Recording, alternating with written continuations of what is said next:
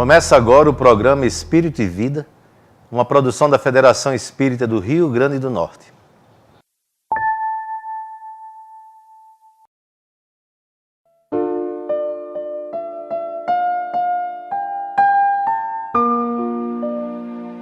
São 5 os sentidos: olfato, tato, audição, visão e paladar. Cada um deles se encontra limitado a certos ajustes nos seres humanos.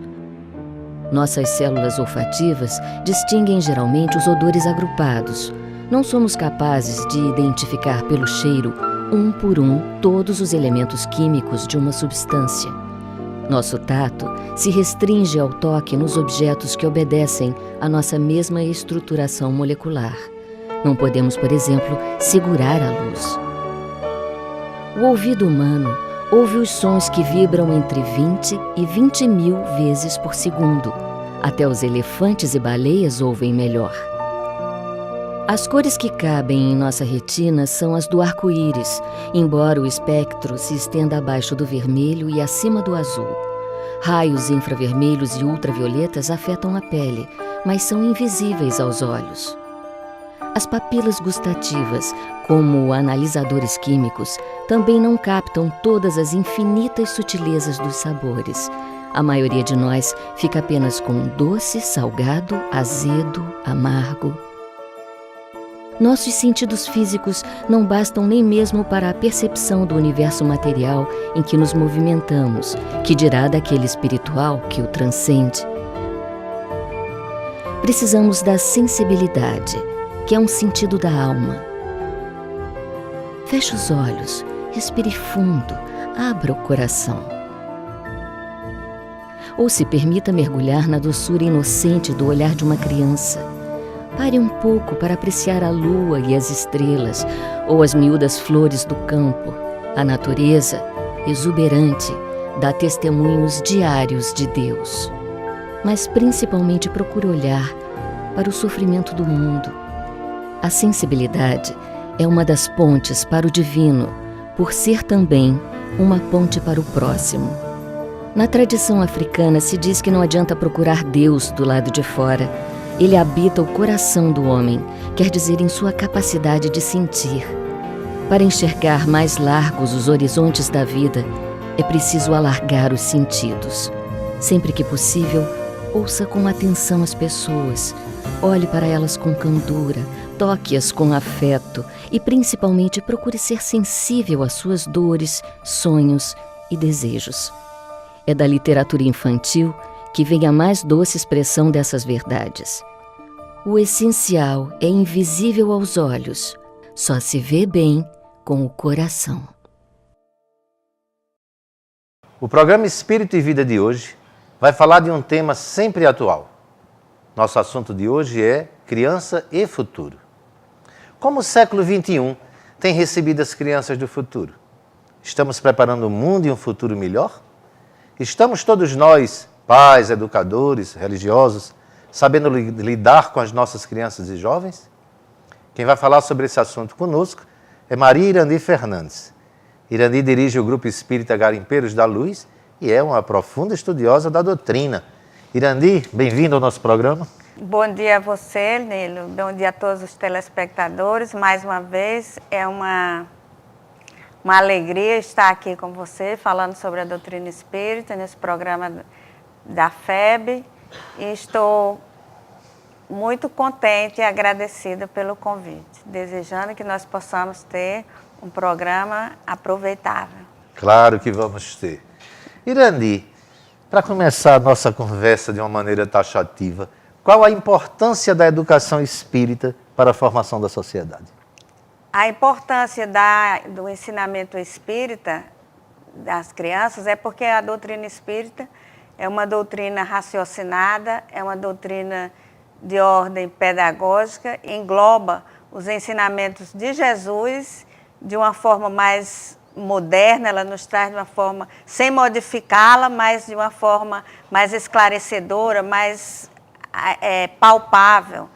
Então, essa base em nossas crianças para o futuro é de suma importância que as crianças sejam evangelizadas, que que as crianças sejam conscientizadas sobre o bem, sobre o mal, sobre o certo, sobre o errado, sobre a lei de causa e efeito, sobre a eternidade da vida, dentro da ética, a vida com harmonia. Então, a doutrina espírita é um instrumento importantíssimo na educação das crianças. A doutrina espírita, ela veio não só como religiosidade, mas ela veio, sobretudo, para formar homens e mulheres de bem. Nossa transformação moral. André Luiz diz assim em Conduta Espírita: ver no coração infantil o esboço da geração próxima. Será que nós, a julgar pelas crianças de hoje e da educação dos nossos dias, essa geração, essas crianças de hoje, os adolescentes de hoje, estão bem encaminhados, estão bem direcionados, ou seja, podemos acreditar num futuro melhor? Sim. Já na codificação, Allan Kardec fala da modificação da Terra através da humanidade. E esses espíritos não estão chegando aqui por acaso, eles fazem parte de toda uma programação, de todo um contexto para a evolução da Terra nessa passagem de planeta de prova e expiação para a regeneração. E os que os antecederam, a nossa geração, a geração anterior, já viemos mais ou menos preparados para recebê-las. É claro que são crianças inteligentes, crianças vivazes, crianças que nos surpreendem, mas que, se nós ainda não estamos, a Terra ainda não está totalmente preparada para recebê-los, nós temos que nos esforçar para melhorar essa recepção, porque essa é a nossa tarefa. Adultos de hoje, receber as crianças que estão chegando, assim como elas já receberão os que as substituirão.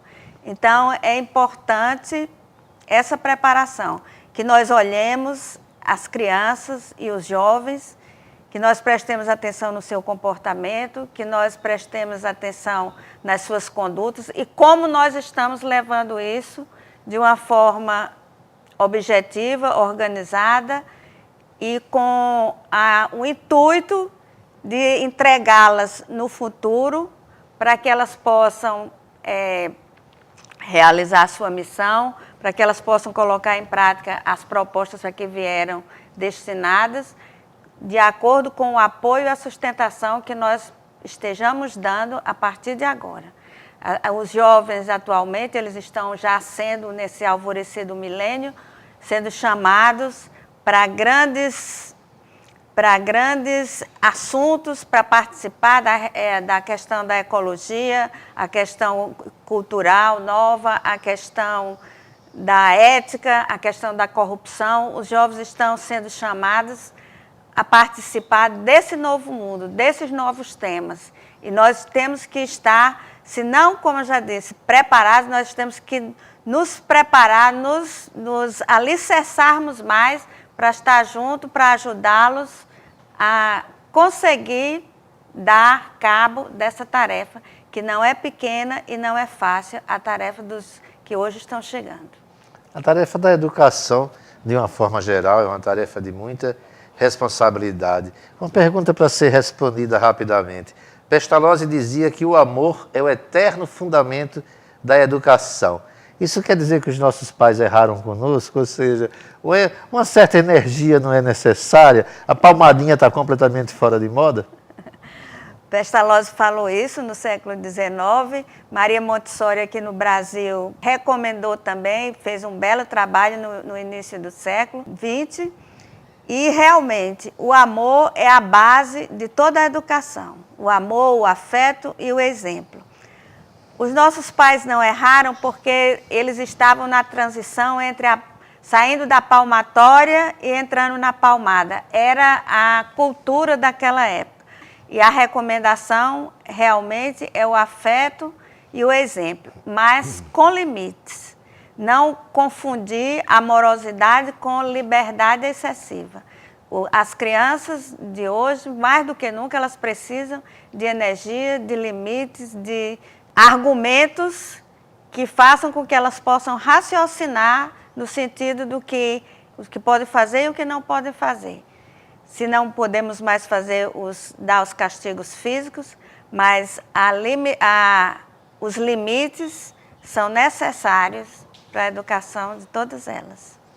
Eu sou da geração palmatória, mas a palmatória era mais uma presença simbólica pendurada atrás da porta. Vamos continuar conversando sobre esse assunto, criança e futuro, com o Irandi Fernandes, daqui a pouco, depois do intervalo. Não saia daí, voltamos já.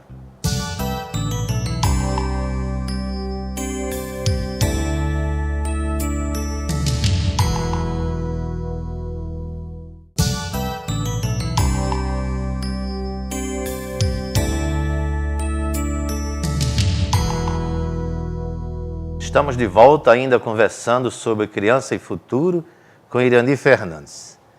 Irandi, quando Jesus disse, deixai vir a mim as criancinhas, ele se referia aos puros de coração.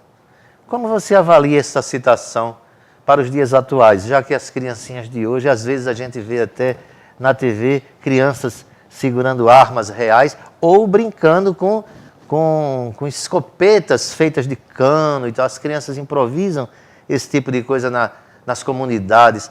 Como que a gente, então, avalia essa frase de Jesus, se as crianças hoje não têm mais essa pureza toda, frente inclusive à comunicação, à internet, à TV? Quando Jesus falou isso, ele falou em relação às crianças daquele tempo, que tinham uma infância maior, que tinham maior tempo de pureza, e que hoje, com todas essas modernidades que você falou, tem diminuído a infância da criança. Mas é claro que ainda há uma parte da infância que a criança apresenta pureza e inocência, porque o espírito, apesar de reencarnar com as suas aquisições de bem e de mal, tudo que já pôde fazer de bem e tudo que ainda traz de errado, ele necessita passar por esse período de inocência para ser amado, para ser acariciado, aconchegado pelos pais, enquanto se completa a reencarnação, que é até os 7 anos.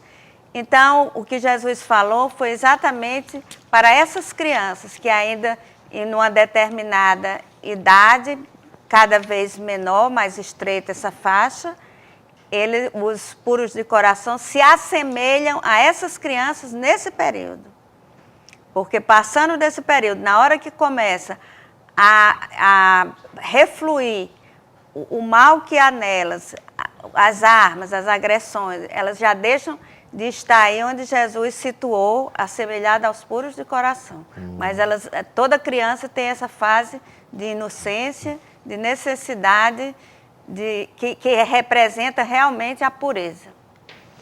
E quem quebra, quem agride essa inocência infantil, na nossa opinião, está cometendo um ato de extrema irresponsabilidade, ou seja, maculando a inocência de uma criança. Mas a pergunta 379 do Livro dos Espíritos indaga se o espírito que anima o corpo de uma criança pode ser mais desenvolvido do que um adulto. E a resposta dos espíritos é positiva. No nosso cenário atual, essa questão tornou-se mais comum, ou seja, percebemos crianças com um senso de maturidade e de responsabilidade maior do que a de alguns adultos. Como é que em que direção caminha a humanidade? Em que direção caminha esse processo? Pois é, em todos os tempos, aqui e acolá apareceram esses espíritos amadurecidos que vieram para dar um novo direcionamento na Terra. Hoje, como eles estão reencarnando numa quantidade maior, esses espíritos mais evoluídos, isso se dá com mais constância. Eles, muitas vezes, são tão mais maduros do que os pais, que a partir de uma certa idade, eles já começam até a promover a paz, a harmonia dentro da própria família, exemplificando para os pais, chamando a atenção dos pais, entre os irmãos, eles já são um fator diferenciado dentro da própria família. E isso certamente levarão para a sociedade e para o futuro. Cabe aos mais velhos, cabe aos pais, buscarem aprender com essas crianças, a amá-los não rejeitar aquilo de bom que eles trazem, não criticar e aproveitar isso em seu próprio benefício e em benefício de todos. Dizem os espíritos que é uma honra receber crianças assim na família, mas também é de uma grande responsabilidade, porque nós estamos recebendo, quem recebe, um espírito extraordinário, com faculdades bem melhoradas e que vem para realmente nos ensinar. Apesar a idade ser mais nova, mais recente, mas vem como professores, como mestres, vem para redirecionar o nosso comportamento e o comportamento da coletividade. A idade física, não é? Porque a idade o espírito, física, nós exatamente. todos somos espíritos milenares. Milenares. Irandi, como fazer quando a criança, mesmo crianças evangelizadas, mesmo aquelas crianças que nós colocamos na evangelização, mas mesmo assim elas demonstram mais tendências ou mais inclinações, tipo inclinação para drogas, para violência, para o sexo irresponsável. Como que a gente deve agir nesses casos? A criança rebelde, problemática, quando ela está nas suas atitudes de rebeldia, é quase um pedido de socorro, um pedido de atenção, um pedido de afeto, de um contato físico, apesar da sua herança ancestral, mas ela traz consigo essa carência, essa necessidade de compreensão e de entendimento. No caso dos pais e dos professores, ou de quem as tem sob a sua tutela, prestar atenção e ver como pode ajudar, através do afeto, através do amor, da compreensão, partir para os tratamentos psicológicos, para a evangelização, mas você está falando aí dos que já são evangelizados, é porque eles já trazem isso aí e precisam exatamente do que já foi falado, do limite, do freio e de muita compreensão. Hoje em dia, apesar de não termos mais os castigos físicos, nós temos as violências psicológicas, a discriminação, o bullying, o desprezo, a rejeição, e isso afeta muito a psique da criança. A cobrança exacerbada, na verdade. A criança está no inglês, está na informática, está na escola, está na educação física. Agendas lotadíssimas. Então, é uma cobrança muito grande. E isso não deixa de ser um tipo de violência. Aí já é a violência intelectual, não é? Então, elas precisam ser muito compreendidas, mas essa compreensão não quer dizer também pieguice, para que você concorde com tudo que elas fazem. É preciso pôr limites, é preciso que elas se adequem ao tempo em que estão inseridas, mas com todo o apoio dos pais, porque nada melhor do que o tratamento psicológico e os ensinamentos do Evangelho, da doutrina espírita, para cessear essa criança com todo o amparo possível para que ela não se marginalize totalmente. Ou seja, usar firmeza e ternura. Exatamente. Não é? A gente ainda vai continuar a conversar sobre isso. No próximo bloco, os nossos telespectadores vão fazer as perguntas sobre criança e futuro e Irandi Fernandes vai responder. A gente volta já.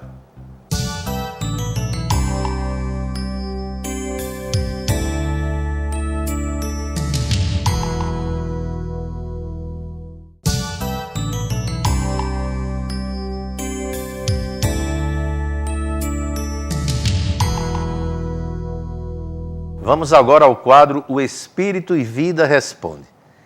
Nesse quadro, quem faz as perguntas à nossa entrevistada de hoje, Irandi Fernandes, são os nossos telespectadores. Qual a melhor maneira de educar a criança para o futuro? Bom dia, Genilda. A melhor maneira de educar uma criança para o futuro, nós podemos dizer que o caminho ainda é Jesus. Dentro da programação de ética, de amor ao próximo, de compreensão. Herculano Pires também nos ensina em pedagogia espírita de que a criança, antes de ser de receber os ensinamentos intelectuais, ela deve receber os ensinamentos sociais, de coletividade, saber como se portar numa sala de aula, a ser aluno, a ser colega, a ser amigo, a ser estudante, a respeitar os professores. Então, nós precisamos educar a criança para o futuro no sentido do respeito ao próximo, do amor ao próximo, do respeito a si mesmo, de querer ser uma pessoa de bem, de pairar sempre acima do mal. É esta a conduta que Jesus nos ensinou. E se hoje se nós perguntássemos a Jesus como eu devo educar o meu filho, ele certamente iria responder, amando ao próximo como a si mesmo. Um pensador do passado, nosso amigo Pitágoras, asseverava se educássemos as criancinhas, evitasse de castigarmos os adultos. Vem o Allan Kardec e prescreve uma nova era para a humanidade, falando da aristocracia do intelecto moral. Seria a evangelização infantil um roteiro seguro para o estabelecimento dessa nova era? Sim, João Melo. A evangelização infantil, ela deve fazer parte do currículo dos ensinamentos da criança. Assim como a criança está partindo para várias atividades na sua tarefa diária, a evangelização também tem que ser um ponto, pelo menos na sua agenda semanal, porque a evangelização infantil, ela vai ser o alicerce de toda a vida dessa criança que se tornará um cidadão ou uma cidadã. Ela vai ser o alicerce que segurará essa edificação com as bases da moral cristã, com as bases do respeito ao próximo, com as bases da vivência harmoniosa na família, na sociedade.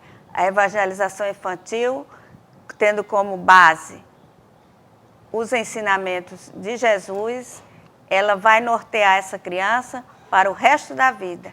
Ela pode até não receber a qualificação intelectual adequada, mas se ela tem a evangelização infantil, com certeza ela será uma pessoa voltada ao bem. A religião espírita educa a criança para o futuro?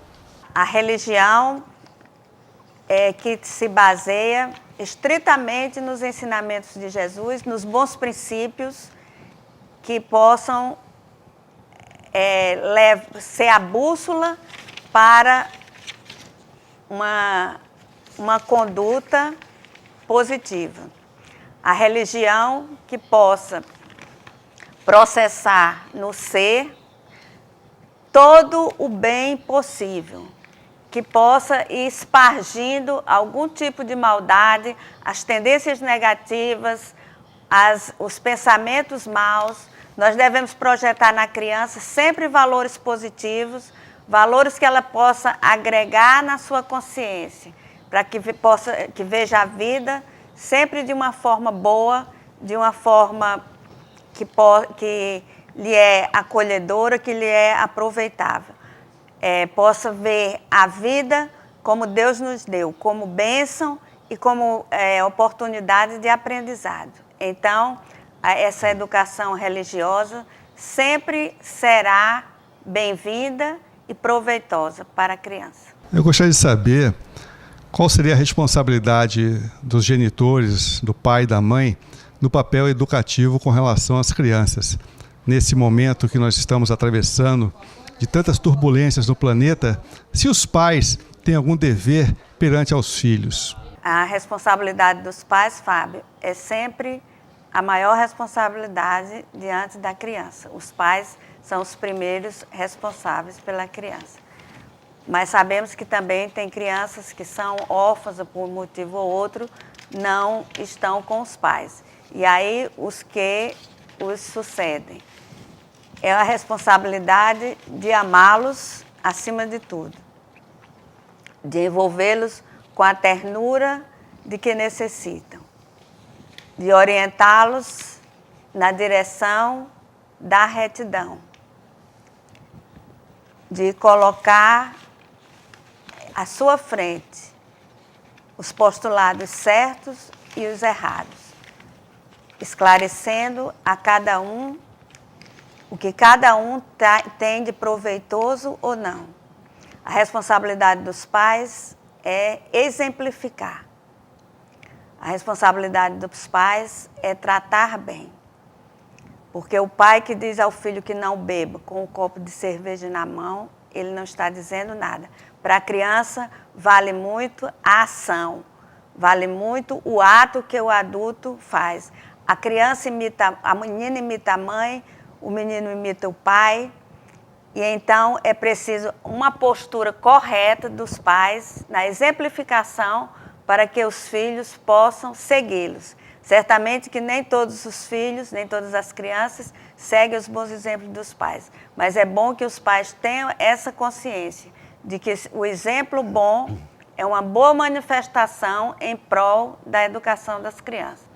Irandi, agradecemos a sua presença em nosso programa, o programa Espírito e Vida e a Federação Espírita do Rio Grande do Norte, agradecendo você mais uma vez aqui conosco. Eu é que me sinto grata por estar aqui, agradecendo a você, a Federação, em nome do Grupo Espírita Garimpeiros da Luz, desejando a todos um dia de paz, de harmonia e de felicidade. Nós vamos agora ao nosso último quadro.